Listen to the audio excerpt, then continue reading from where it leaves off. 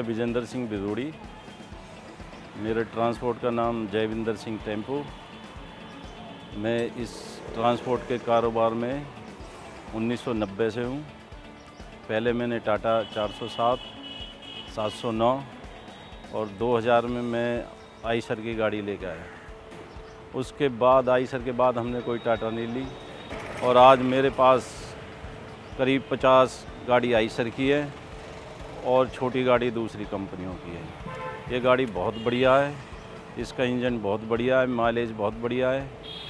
छोटे ऊंचे नीचे रास्तों पर कहीं भी ले जाओ गाड़ी को, बहुत अच्छी सर्विस है इसमें। इस गाड़ी से एक से हमने 50 गाड़ी बना ली है। इस गाड़ी की पासिंग 4 टन के आसपास है, लेकिन अगर गाड़ी को 5 या 6 टन भी भरे तो कोई दिक्कत नहीं है। माइलेज के मामले में भी बहुत बढ़िया गाड़ी है, टाटा से बहुत आगे निकल गई है। छोटी से छोटी गली में भी कोई दिक्कत नहीं हो पाती है, आराम से गाड़ी को घुमा लेते हैं, कट जाते हैं। अंदर बैठने का जो इंटीरियर बनाया है बहुत ही बढ़िया, सीट बहुत अच्छी है। कितनी लंबी ड्राइविंग करो, ड्राइवर को थकान नहीं होती।